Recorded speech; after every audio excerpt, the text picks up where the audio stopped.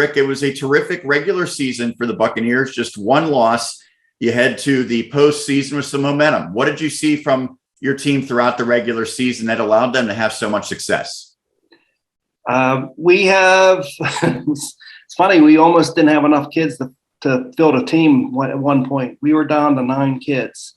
We lost a girl with a broken arm, and then we picked up a couple of kids on the way. So now we're healthy, we're good, we're getting ready for the playoffs. So it's been an adventure this year. The kids can play with anybody when they come to play. They can play with any team out there. And certainly that's proven to be the case. As I mentioned, just the one loss to go with 11 wins, and the loss came against Highland, but you've also beaten the Golden Rams. So when you look at how the season played out, did it maybe exceed what expectations you had going in? No, our expectations are high. I mean, we set our goals high to not come in with a section championship. We would think that we underachieved. I mean, we have a good team, and we can compete with anybody whenever we're on our game. And when you're on your game, you put up a lot of zeros in terms of the opposition's run output. Just tremendous season in terms of the defense, and in particular your pitcher, Katie Armstrong. And I know obviously she's been instrumental in what your team's accomplished. What makes her so good? Katie's a workhorse. Katie has all the different pitches that you need to throw in college. She can move the ball. She spins it very, very well.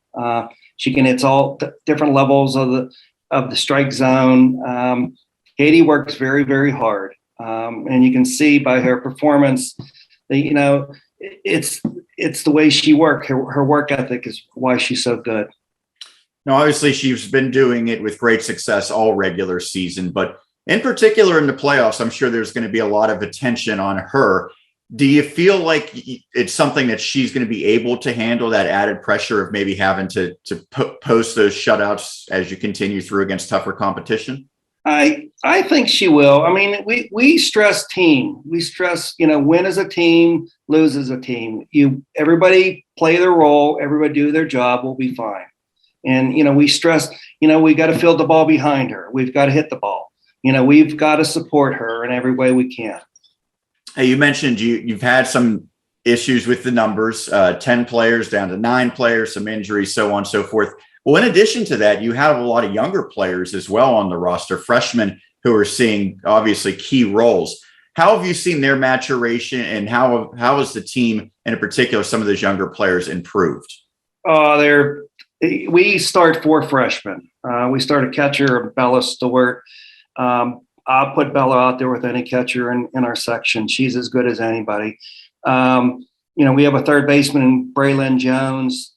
Real good bat, very good glove. She brings 100% at every game and every practice. Piper Ferries has hit a couple home runs for us, swings a big bat. Piper plays second base. She can play any position in the infield. And then we have Ray Siebert's in our left field, and she's coming along very well. And I mentioned that your team's done such a good job shutting down the opposition. I think you have 7 or 8 shutouts out of your 11 victories. Is there a particular game, though, that you really look at as a turning point to this point of the season? I think it was our first game with Knock. We lost our center fielder. She broke her arm in the 3rd inning. She dove for a catch, and we put the reserve in left field. And we went toe-to-toe with Knock. We won 2-0. But, you get to see the kids playing with emotion and passion and the energy that they were playing with. And since then, they're playing that way. We were trying to get them to come up, bring their level up, and after that game, they've been playing very well. So the 4A bracket, you get the number 3 seed. That's significant because it's a 13-team field, which means you also get a first-round bye. I know sometimes that's a great thing. Sometimes it could also present some challenges. How do you look at it? It presents some challenges. we're trying, we have a game on Monday. We're going to try to schedule another game during the week, trying to keep the kids sharp, trying to keep them, practices get mundane. So we're trying to keep them energized and just don't go through the motions. So, I've been on both ends of the spectrum. I coached at Valley for 7 or 8 years. I've seen it where we had a bye and where we didn't have a bye. So it could play in it. You just have to come with your A game once the playoffs start. I know most coaches tried to sort of map out how they think the bracket may work out, ultimately getting that number 3 seed, getting the bye. Is that what you anticipated? No, I didn't. I really didn't. You could have made us the 15 seed. We would have been fine. I've seen before where a 2 seed, a one seed lost in the first round. So, we don't take too much in the seedings. I mean, everybody in the playoffs are good teams, and you cannot make mistakes in the playoffs. The team that makes the fewest mistakes are the ones that come out winners. So you're going to have to wait to find out your opponent in the quarterfinals, but what do you do in terms of preparation? I know you said you're going to try to get some games, and how much do you focus on that first round game and do some scouting in that way? We're not going to do any scouting. We're just getting the kids prepared. We're going to play our game, go out, play a couple different teams here this next week, keep practicing, keep going 100%. And then whoever we play, we'll play. I know that Newcastle and Bell Vernon are very good teams.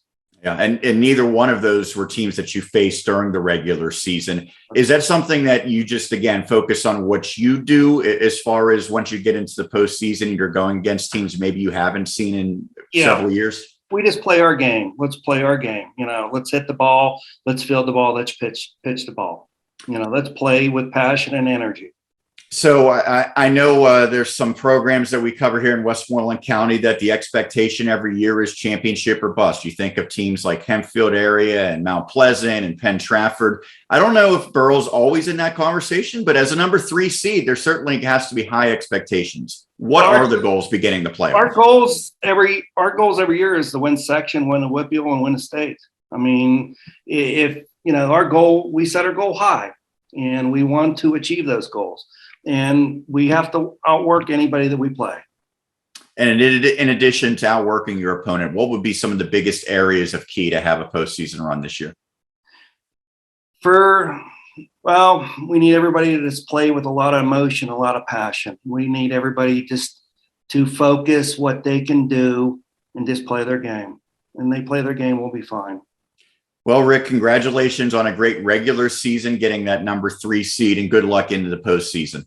Thank you. Absolutely. That's Rick Nealer, head coach of the Burrell Buccaneers softball.